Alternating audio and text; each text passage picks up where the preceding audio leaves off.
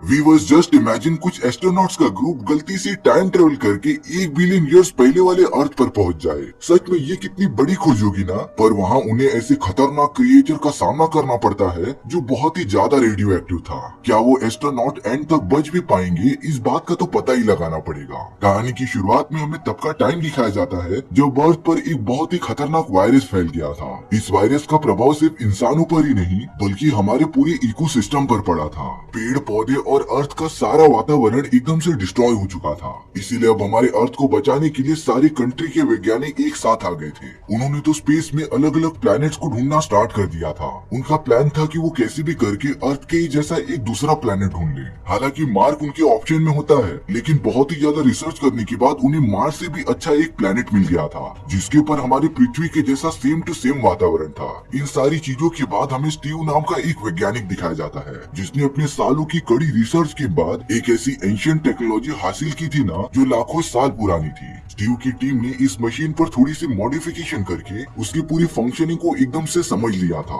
दरअसल ये white ball एक टेलीपोर्टेशन डिवाइस होता है जिससे कि सच में कोई भी कहीं पर भी आ जा सकता था। और अब सभी वैज्ञानिक मिलकर एक प्लान बनाते हैं कि अगर हमारे एस्ट्रोनॉट इस व्हाइट बॉल को लेकर दूसरे प्लेनेट पर पहुंच गए तब हम इस डिवाइस को एक्टिवेट करके सभी इंसानों को दूसरे प्लेनेट पर ट्रांसफर कर सकते थे। और अब वैज्ञानिकों के इस प्लान को सक्सेसफुल बनाने के लिए स्टीव अपने एस्ट्रोनॉट्स की एक टीम के साथ स्पेस में निकल जाता है। हालांकि स्टीव की वाइफ एमी ये बिल्कुल नहीं चाहती थी कि वो इस मिशन पर जाए, लेकिन स्टीव इस मिशन के लिए निकल पड़ता है। स्टीव की टीम ने अपने स्पेसशिप के अंदर उस प्लेनेट का कोऑर्डिनेट्स डाल दिया था और वो एक पोर्टल ओपन करके लाइट की स्पीड से तेजी से चले जाते हैं। कुछ देर बाद जब उन्होंने अपनी आंखें खोली तब वो सब एक अलग ही जगह पर पहुंच गए थे। ये वो जगह नहीं थी जहाँ पर उन्हें पहुंचना चाहिए था और अब उनके सामने एक अनजाना प्लेनेट होता है जिसके बारे में उन लोगों को कुछ भी आइडिया नहीं था। अब स्टीव अपने स्पेसशिप के पायलट जिसका नाम पीटर था उसके ऊपर बहुत ही ज्यादा भड़कता रहता है। स्टीव के हिसाब से पीटर ने ही कोऑर्डिनेट्स में कुछ गलती की होगी इसीलिए वो सब यहाँ पर पहुँच गए थे। लेकिन पीटर बार बार दोहराते ही जा रहा था कि उसकी कोई गलती ही नहीं है। पीटर को जो कोऑर्डिनेट्स दिए गए थे उसने उन्हीं को ही फॉलो किया है।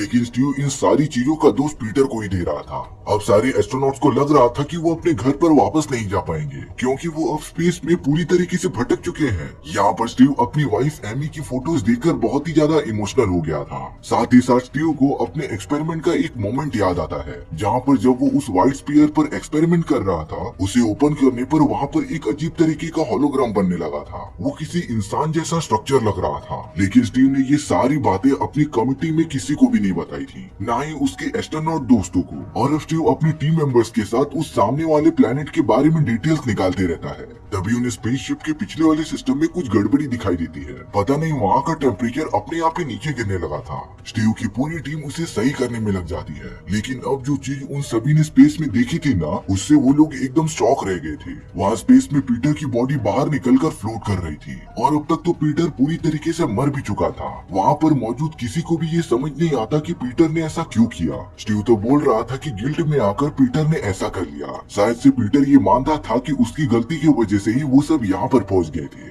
लेकिन उन्हीं की टीम मेंबर जिसका नाम लियाना था वो कह रही थी कि वो पीटर को बहुत सालों से जानती है। वो कितना भी डिप्रेस हो जाए लेकिन वो सुसाइड तो नहीं करेगा। पर स्टीव पीटर की इस मौत को सुसाइड का ही नाम देता है। और अब स्टीव अपनी पूरी टीम मेंबर्स को अपने इस मिशन पर फोकस करने के लिए कह रहा था। सामने वाले प्लेनेट के बारे में सारी डिटेल्स निकालने के बाद उनका एक टीम मेंबर जिसका नाम डेविड था वो बताता है कि उस प्लेनेट के ऊपर बहुत ही बड़े बड़े माउंटेन्स हैं। हालांकि प्लेनेट के वातावरण में ऑक्सीजन नहीं है पर वहाँ का टेम्परेचर एकदम रहने लायक है। इसीलिए अब स्टीव ये डिसाइड करता है कि वो इसी प्लेनेट पर अपने व्हाइट स्पीयर को इंस्टॉल करेगा। हालांकि स्टीव के टीम मेंबर्स उसे ये करने से मना करते रहते हैं। उनका मानना था कि उन्हें इस प्लेनेट के बारे में और भी इंफॉर्मेशन निकाल के रख लेनी चाहिए। पर अब स्टीव तो उन सभी का कैप्टन होता है, यानी कि उन सभी को स्टीव की बात माननी ही पड़ेगी। और अब स्टीव अपने टीम मेंबर्स के साथ एक छोटे से स्पेसशिप में बैठकर उस प्लेनेट की तरफ बढ़ने लगता है। प्लेनेट की तरफ बढ़ते बढ़ते वहाँ का वातावरण की वजह से उनके स्पेसशिप का सिस्टम थोड़ा सा खराब होने लगा था। लेकिन वो कैसे भी करके क्रैश लैंडिंग करने में कामयाब हो जाते हैं। उनके मेन स्पेसशिप में रिचर्ड नाम का एक एस्ट्रोनॉट मौजूद था जो उन्हें समय समय पर गाइड करेगा। अब स्टीव अपने सभी दोस्तों के साथ उस व्हाइट स्पीयर को इंस्टॉल करने चला गया था। उन सभी ने एक स्पॉट चूज कर लिया था जहाँ पर वो व्हाइट स्पीयर को रखकर एक्टिवेट करेंगे। यहाँ रिचर्ड जो कि स्पेसशिप में अभी भी अकेला था वो उसी रूम में आ जाता है जहाँ पर पीटर ने अपनी जान ली थी, क्योंकि रिचर्ड को ये बात पता करनी थी कि पीटर ने ऐसा किया ही क्यों। थोड़ी रिसर्च करने के बाद रिचर्ड को वहाँ पर कुछ चिपचिपी चीज दिखाई दी थी, लेकिन जब उसने वहाँ का सीसीटीवी कैमरा की फुटेज देखी तब वो एकदम से शॉक हो गया था। रिचर्ड ने तुरंत ही कैप्टन स्टीव और बाकी लोगों को ये खबर दी और उन्हें तुरंत उस वीडियो फुटेज को देखने के लिए कहा। स्टीव, जो कि उस प्लैनेट पर अपनी पूरी टीम के साथ मौजूद था, वो अपने एयरक्राफ्ट में वापस लौटकर वो फुटेज देखते हैं। दरअसल उस फुटेज में पीटर था, जो ये बता रहा था कि उसने सारे कोऑर्डिनेट्स ना एकदम सही डाले थे। पर तभी पीटर के सामने एक बहुत ही खतरनाक क्रिएचर आ जाता है और अब उसने देखते ही देखते पीटर पर हमला कर दिया था।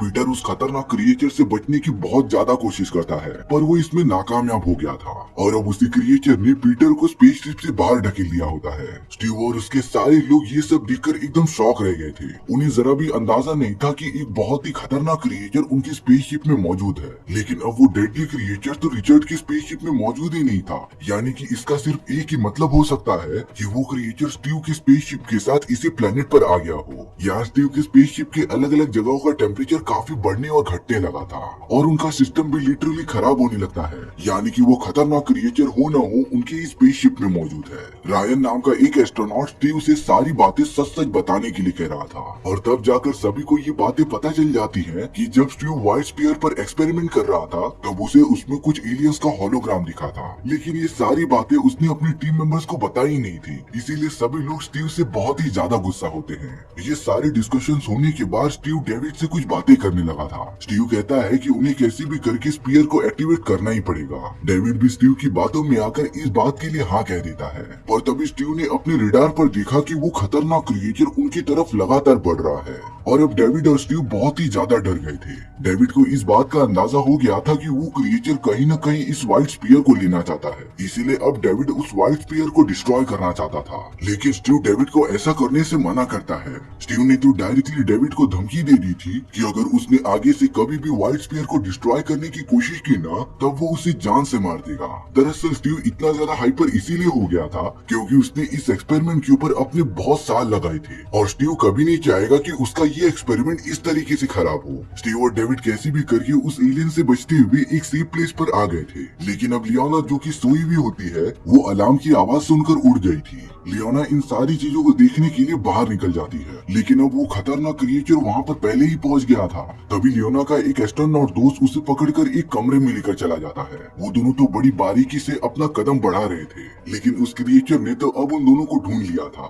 तभी लियोना का वो दोस्त उसे कमरे से बाहर ढकेल देता है, लेकिन अब उस डेडली क्रिएचर ने लियोना के दोस्त पर अटैक करके उसे खत्म कर दिया था। लियोना भी कैसे भी करके बचते हुए अपने बाकी टीम मेंबर्स के पास चली जाती है और इस टाइम पर यही अच्छा होगा कि वो सब एकजुट रहे। लेकिन स्टीव के दिमाग में तो कुछ और ही बातें चल रही होती हैं। वो बता रहा था कि शायद से ये क्रिएचर रेडियो एक्टिव है, जो कि रेडिएशन निकलने वाली चीजों की तरफ अट्रैक्ट होता है और हो न हो इस स्पीयर को कैसे भी करके व्हाइट स्पीयर चाहिए। इसीलिए अब स्टीव अपने बाकी टीम मेंबर्स के साथ मिलकर एक प्लान बनाता है और अब उन्हें कैसे भी करके उस क्रिएचर को स्पेसक्राफ्ट से बाहर निकालना ही पड़ेगा। इसीलिए स्टीव सभी को कमांड देता है कि वो अलग अलग कमरों में चले जाएं, जिससे कि वो क्रिएचर उनकी तरफ अट्रैक्ट होगा और वो पूरा ट्राई करे कि वो क्रिएचर को बाहर भेज दे। लेकिन उन सभी को जरा भी अंदाजा नहीं था कि आगे चलकर उनके साथ कौन कौन सी डरावनी घटनाएं घटने वाली हैं। अब वो क्रिएचर लगातार स्टीव का पीछा करते जा रहा था। स्टीव तो उस क्रिएचर को बाहर निकालने के लिए खुद स्पेसशिप के बाहर चला गया था, लेकिन लियोना भी उसके साथ बाहर आ जाती है। लेकिन अब स्टीव के बाकी टीम मेंबर स्पेसक्राफ्ट को एक्टिवेट करने की कोशिश कर रहे थे,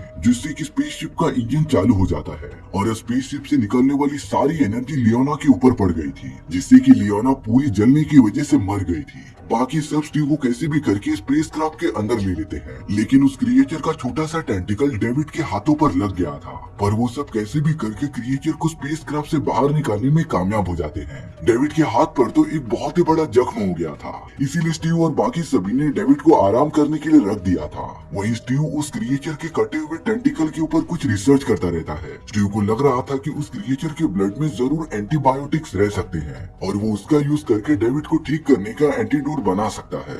अब स्टीव को उस क्रिएचर के टेंटिकल पर रिसर्च करते हुए किसी बात पर शक हो गया था, जिसे कंफर्म करने के लिए वो रिचर्ड से कनेक्ट करता है। स्टीव रिचर्ड से कह रहा था कि उसे ये बात जाननी है कि 4 बिलियन साल पहले हमारा पूरा सोलर सिस्टम कैसा दिखता था।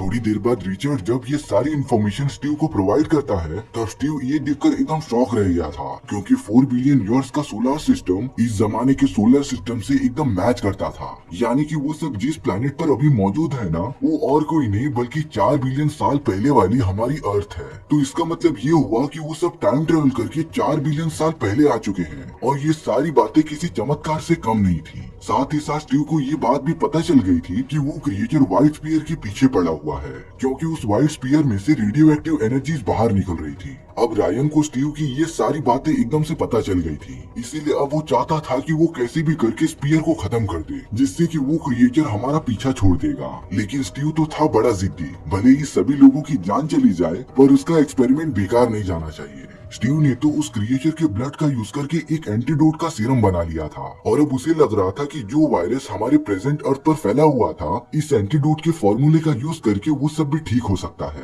इसीलिए स्टीव ने अपनी वाइफ एमी के लिए एक मैसेज लिखा था, जिससे कि वो अपने एक लॉकेट पर प्रिंट कर देता है। और अब स्टीव का प्लान था कि वो अपनी लॉकेट को टाइम ट्रेवल करा के एमी की टाइम लाइन में वापस भेज दे। लेकिन यहाँ रायन किसी की बात ही नहीं मान रहा था, वो कैसे भी करके उस व्हाइट स्पीयर को डिस्ट्रॉय करना चाहता है। पर अब उस जगह पर डेविड आ जाता है, जिसकी पूरी बॉडी इन्फेक्शन की वजह से पूरी सड़ने लगी थी और अब उसने देखते ही देखते रायन को शूट करके मार दिया था। वो तो स्टीव पर भी पता नहीं क्यों हमला करने लग जाता है। दरअसल डेविड ये कभी नहीं चाहता था कि स्टीव उस व्हाइट स्पीयर को ओपन करे और अब डेविड एकदम आउट ऑफ कंट्रोल होकर स्टीव पर लगातार हमला करते ही रहता है। स्टीव ने बचने के लिए स्पेसक्राफ्ट के सारे डोर्स ओपन कर दिए थे, जिससे कि अगले ही मोमेंट में वो क्रिएचर तुरंत ही अंदर आ गया था। स्टीव लगातार उस क्रिएचर से बचता रहता है, पर जैसे ही डेविड स्टीव को अपनी गन से मारने जाता, उस डेडली क्रिएचर ने डेविड को पकड़ लिया था, जो अपना रेडियो एक्टिविटी वाला सारा जहर डेविड की बॉडी में डालकर उसे पूरा खत्म कर देता है। लेकिन यहाँ स्टीव को मौका मिल गया था, उसने पूरे स्पेसशिप में फ्लेमेबल गैसेस भर दिए थे और अब जहरीली गैसेस की वजह से वो क्रिएचर स्पेसक्राफ्ट के अंदर ही फंस जाता है। स्टीव तो तुरंत स्पेसक्राफ्ट से बाहर निकलकर व्हाइट स्पीयर के पास आ गया था और अब वो व्हाइट स्पीयर को एक्टिवेट करके वहाँ पर एक पोर्टल ओपन कर देता है। स्टीव कुछ कोऑर्डिनेट्स की मदद से अपनी वाइफ एमी से बातें कर रहा था और अब एक टाइम ऐसा होता है जब एमी और स्टीव एक दूसरे के एकदम आमने सामने थे, क्योंकि टाइम ट्रेवल का वो पार्ट अभी तक खत्म नहीं हुआ होता। लेकिन स्टीव ने कैसे भी करके एमी को अपना वो लॉकेट दे दिया होता है, जिससे कि एमी उस फॉर्मूले का यूज करके वायरस का एंटीडोट बना ले। और अब हमें कुछ सालों बाद का सीन दिखाया जाता है, जहाँ पर अर्थ की कंडीशन वापस से नॉर्मल हो गई थी। चारों तरफ एकदम से हरियाली दिखाई देती है, यानी कि एमी ने उस फॉर्मूले का यूज करके एंटीडोट बना ही लिया और इसी तरीके से हमारी ये कहानी यहीं पर खत्म हो गई थी। सो व्यूअर्स, आपको ये स्टोरी कैसी लगी कमेंट सेक्शन में बताना भूलना मत। और अगर आपको मेरा एक्सप्लेनेशन 1% भी अच्छा लगा होगा ना, तो वीडियो को लाइक एंड चैनल को सब्सक्राइब जरूर कर देना, क्योंकि सच में इससे मुझे बहुत ज्यादा मोटिवेशन मिलेगा आपके लिए इसी तरीके की मजेदार स्टोरीज ढूंढ कर